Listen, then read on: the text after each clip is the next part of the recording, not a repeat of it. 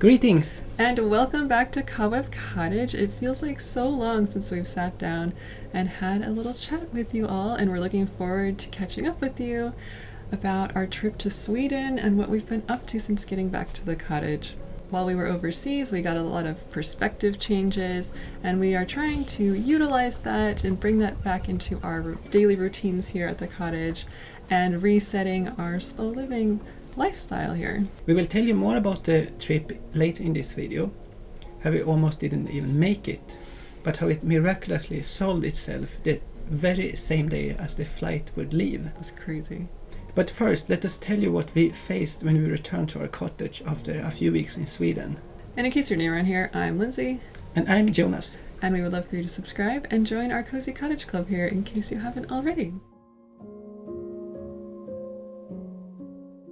So Jonas, what was it like coming back to the cottage after over a month overseas? What was our experience? My first thought was that even if we took a vacation, the garden did surely not. Yeah. It was wild. It was like walking into a jungle. And the fact that it actually was dark when we arrived made it a little bit spooky, to be honest. Because we couldn't see. There was just like vines and yeah, overgrown weeds everywhere. And I was thinking like it almost looked like giant spiders. Yes. Spider legs kind of really entwining like. The cottage's name is Cottage for a reason, because we have a lot of spider friends living in the corners, and I was expecting the cottage to have been occupied by many spiders when we got back, but that actually wasn't so bad, thankfully. But what did happen? It had been occupied though. By who? It was a little mouse. It had spelled welcome back in mice poop.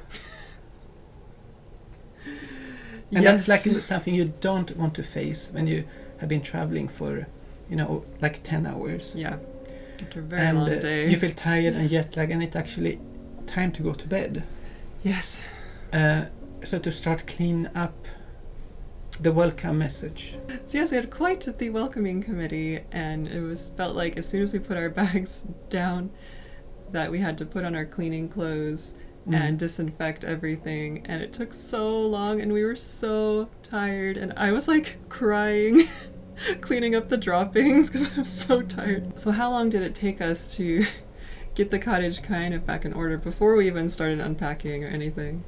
I feel it took at least 2 days with the deep cleaning days, and then it was the garden to attend, the jungle. It took many days as well.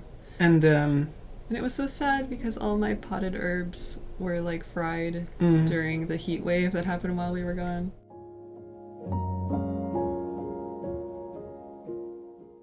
And on top of that, on the upcoming Monday, I returned to the studio to do some work, and I got a gift of COVID. Your first day back. It wasn't fun at all to face everything at once. Oh my goodness. And then we had a real heat wave that week when you were sick. So it kind of feels like it's been one thing after another since we got back. And do you know how it feels when you've been away for a while and you come back home and everything just looks a little different than you remember? I feel like the cottage just looked extra small. Because we're like used to how small it is, but after traveling, it changed our perspective of coming back, and it just felt so different. And we just realized that we wanted to not waste that fresh perspective and wanted to do some changes in our daily routines to get back into some slow living habits that we hope will help us for where we're at in life right now. Yeah.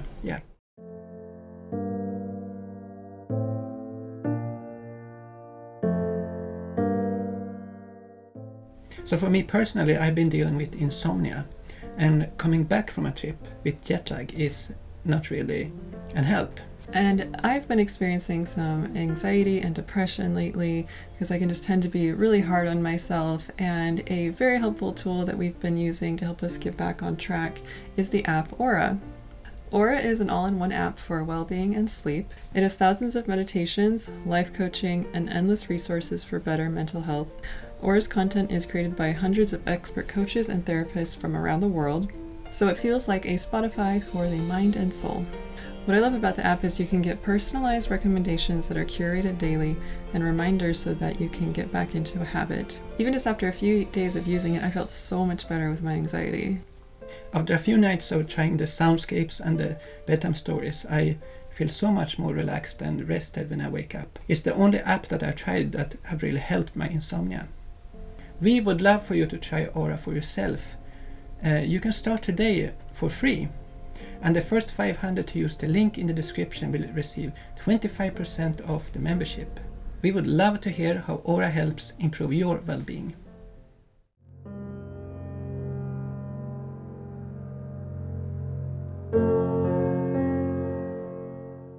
So Lindsay, how else are we resetting our daily routines? So we are trying to change our sleeping schedule so we wake up earlier and go to bed earlier, which is not naturally very easy for us because we are more night people. So thanks to jet lag, we have been waking up earlier. And what happened? Well, I find it quite pleasant, to be honest. Who knew early mornings could be so Mornings beautiful? are more quiet and the birds are more active, and it feels like you're still in that dream stage where nothing really have start to bother you, like worries and troubles. Yeah. It's a nice time. And I really want to continue to be a morning person, especially going into the darker side of the year where it's just going to get darker earlier. And I just want to be able to enjoy as much daylight as possible. Yeah, especially in Sweden, who have the midnight sun during summer. It's very hard to go to bed early there because you kind of want to stay up and enjoy it. I found it was very easy to stay up really late without noticing it because the sun hardly sets and you would just find yourself up late, which wasn't a bad thing. It was great for our summer trip. But coming back to the cottage, we just realized we wanted to try to enjoy the mornings more again.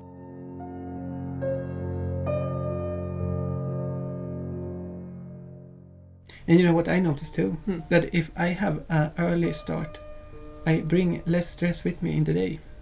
When you give yourself that time in the morning? Yeah, definitely. So another reason we want to try to get up earlier is so that we can just spend an hour of the morning without checking our notifications or emails or anything.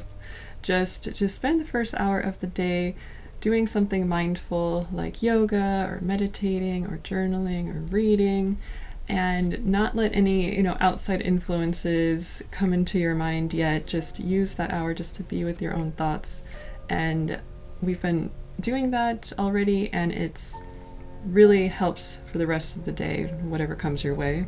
Something else I've been doing to try to help with my depression and anxiety is doing daily gratitude practices.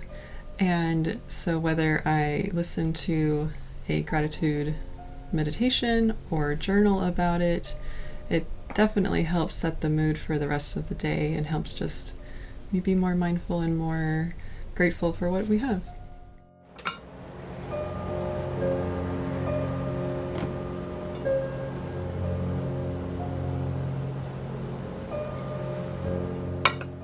So thanks that we wake up earlier now and start the day.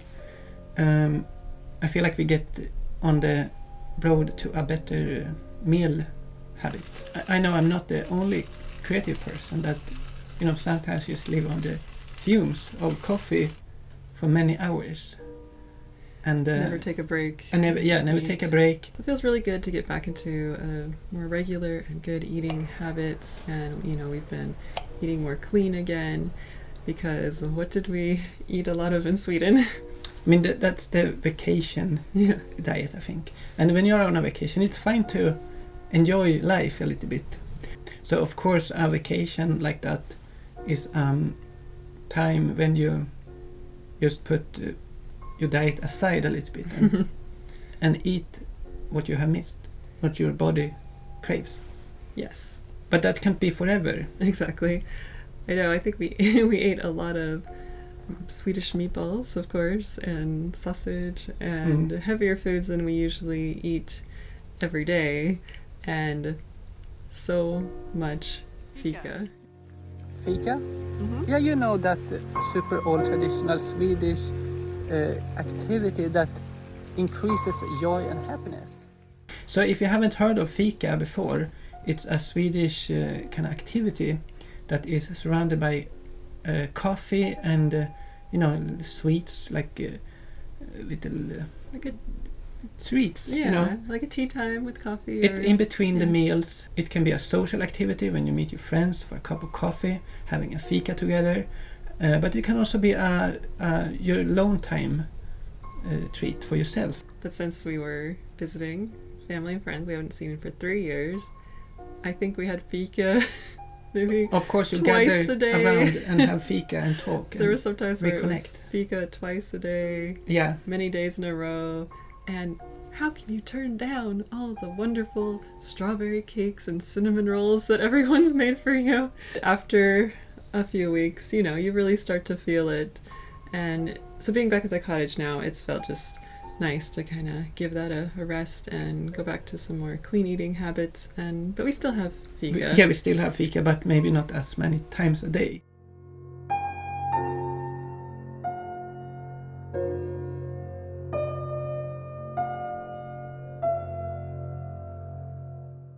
And another thing we experienced in Sweden, because we traveled in the country a little bit, was that we reached places with no Wi-Fi connection. Out in the woods in the middle of nowhere. Which is not so bad. No.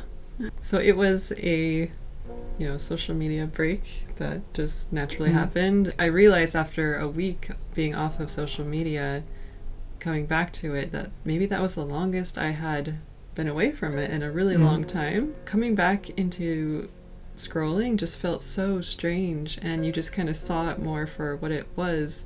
I mean, social media can be a great place to connect with people, but it can also be a place that, for me, gives me a lot of anxiety. There's just a lot of trends that you see going on in Reels and on TikTok, and you feel the pressure to, jump on those trends. But after taking a break, coming back to it, I just realized I don't have to put that pressure on myself to do everything on social media just because everyone else is doing it. And that was a very freeing feeling to realize that I didn't have to be doing all the things on social media all the time. Don't have to put that pressure on myself, and it's okay to take a break or to try to use social media with more awareness so that you're not just putting that constant anxiety on yourself. I feel that by being too much consumed of social media and trends, you start to look at numbers more, and I feel that takes the creativity out of the process, because it can be fun to create posts and reels and stuff like that. The creative part is fun, but it's when you start to look at numbers that things can be stressful, and you start to compare yourself. You value yourself depending on that number. It's not how it should be.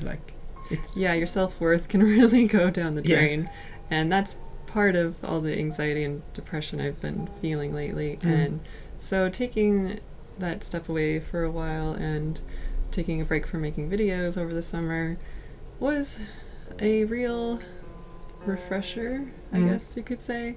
Just helped me see things in a new light, and to be able to come back to making videos and doing social media with a more mindful mindset. Yeah.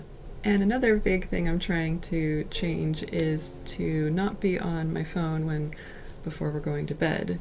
I want to put my phone away. It's so easy to grab your phone and think, I just have a few little things to take care of. Then you just find yourself lost in social media again. And I realized I was never finding the time to read, and in Sweden we had more time to read, and I just realized how much that brought me joy, and I just want to do that more here.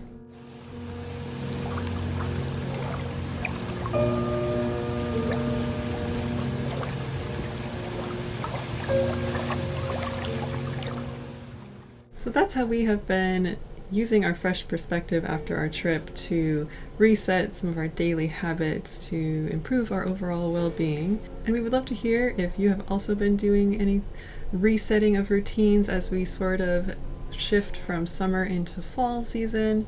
And we would love to hear how it's helping your mental health and well-being.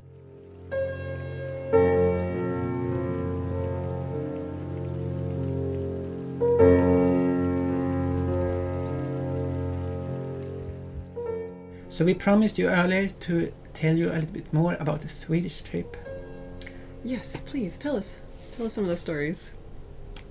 Shall we begin with the dramatic passport experience? Mm-hmm.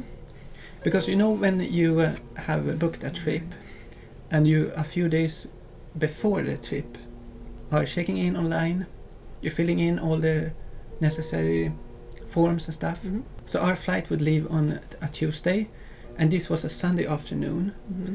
And I figured out that I'm gonna be on top of this. I'm gonna check in and have that done. So there was this one section where you should fill in the passport information, and one of them was the expiration date. Mm-hmm. So I started to fill in the expiration dates. To my despair, I realized, wait, this date I just wrote is a month old. My passport is Expired. and it's a Sunday. Things are closed. And I instantly panicked. It was a day and night of turmoil and despair. Mm-hmm. I have never felt like such a wreck. It was like feeling sick to your stomach because we had no idea if that meant we can't go on our trip, and we've been waiting for 3 years to see your family again. I saw all the plans we had made up just fall apart. And so what I had to do was to go into the Swedish consulate's website and find out how to get a temporary passport. And I emailed them in panic. 3 times maybe? Yeah, 3 times. With different attachments which I found necessary to prove my identity and stuff like that. And just fell asleep that night. Correction, I did not sleep 1 minute. So we're coming over to Monday, 1 day before the flight. And they actually woke me up with a phone call. So you were asleep. No, I wasn't really. It's just an expression. Yeah. They woke me up from my agony. Let's face it that way. And it was a kind voice, speaking Swedish, calling from the Swedish embassy in New York, asking about, do you need a temporary passport? And I was like, yeah, I do need that. And they asked, can you come in tomorrow at 9 o'clock when they were opening up? Mm-hmm. So I said, yes, I come. I'll be there. So they basically did you a huge favor. They did a huge favor, on yes. the website, they didn't have any times open, for like months. Mm-hmm. So, bless that person. Yes. So what did we do? We had to hurry up and instead of going leave a day early.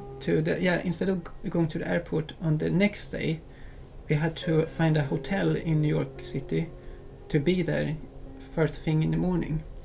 So it was chaos. Yeah, it was chaos to trying to pack everything in an instant. So we managed to do it all in 1 day. We were so tired. Then started the journey of taking a train down to New York City, getting to the hotel. And the heavy bags, walking in the streets of New York. Yeah.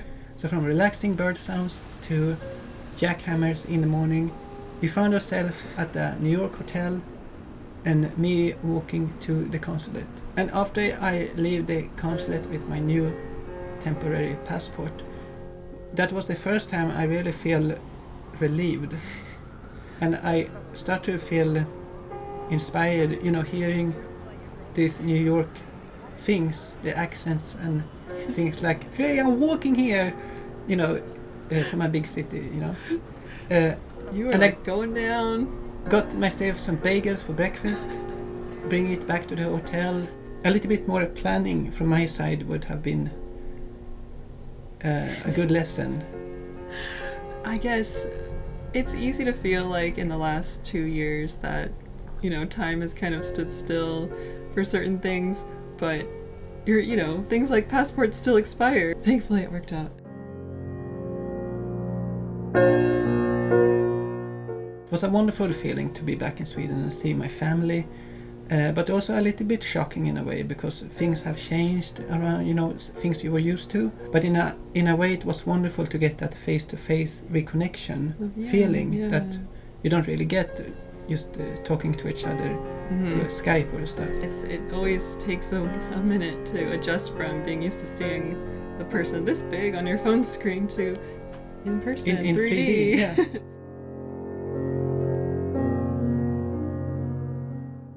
So let's talk about some of the highlights.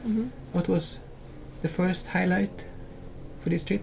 Well, I was so glad we got to be there for Midsummer, because at first we thought we were going to have to postpone our trip. I thought, oh no, we're going to miss Midsummer in Sweden, which is such a magical time of year there. And it's your favorite. It's my favorite Swedish holiday, or one of my favorite holidays in general. We hadn't even spent Midsummer in Sweden even longer than 3 years.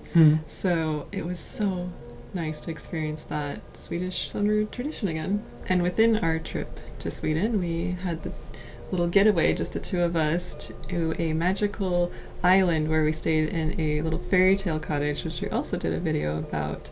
So we really, really love how that video turned out.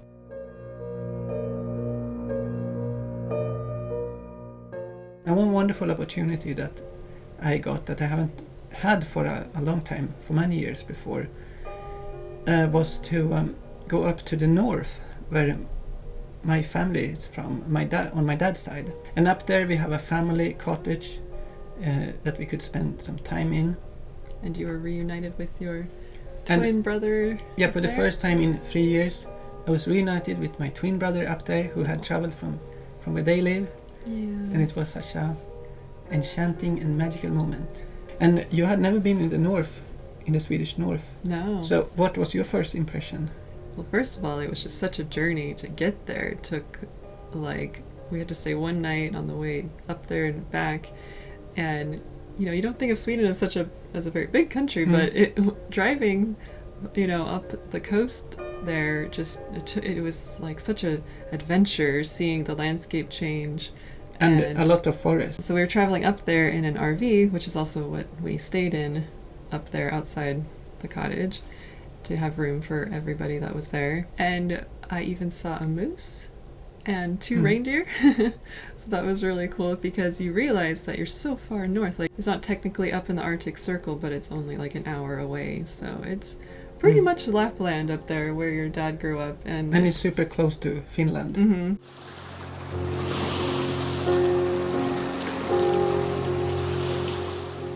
And the cottage is located very close to a river. Big river. A big river that it just ice water from the mountains pouring down. And it's nice to, take a dip, and It's cold. It's cold but refreshing. It's like it makes you feel so close to nature to be up there.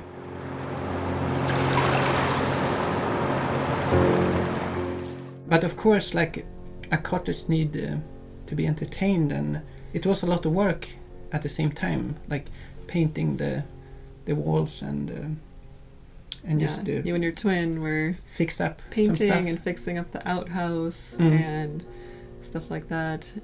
Well, I helped too. You helped too. You were really good.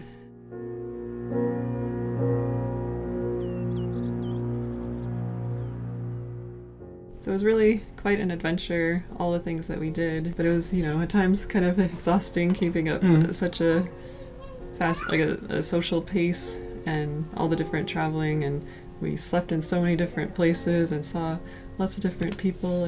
But it was really so good to spend time with everyone again, and like getting to know your nieces and nephews that have grown up so much since we were away.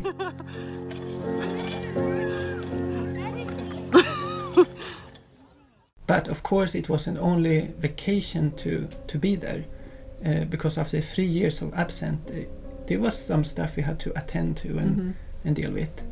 And also we had some boxes in storage there at my parents that we had to go through, and also help my parents with moving. So there were some bittersweet moments during the trip, because you and your family were coming to terms with saying goodbye to the beloved childhood home. And was it hard for you to kind of go through your storage stuff there, your old memories? Yeah, because and all your old artwork, the beginning of your art journey? There was a lot of artwork to go through, and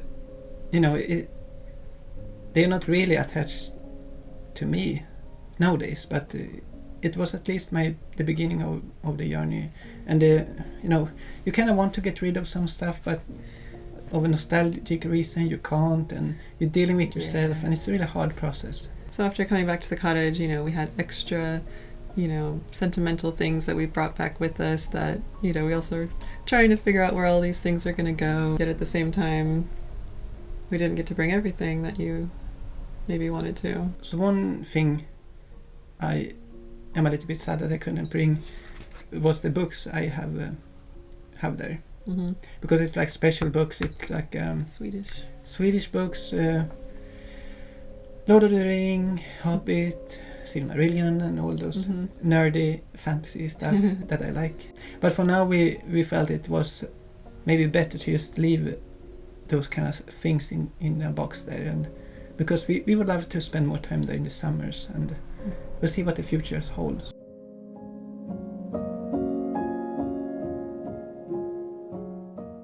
We had a few questions on our videos from Sweden about if we would ever want to move there, and we definitely would love to spend more time there in the summers. We just got to spend a month there, but it went by so quick, and we're so grateful we got to be away that long, but it would be so great if we could stay even longer in the future.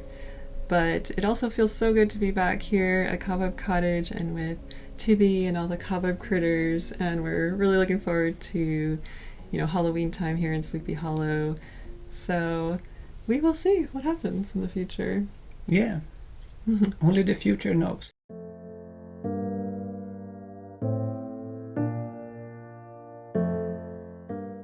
So thank you so much for watching, and we really hope you enjoyed all the stories from our trip to Sweden. And if you enjoyed that, then we have a lot more behind the scenes photos and stories on our Patreon. That's pretty much the main social media app we are using these days is Patreon, and our Cozy Cottage Club on Discord, where we have tea parties and book club discussions, and it's such a great time over there. So thank you so much for spending some time with us here at the cottage. It's been a pleasure to chat with you while we're settling back in. And we hope to see you back here at the cottage again soon. Bye for now. Bye for now.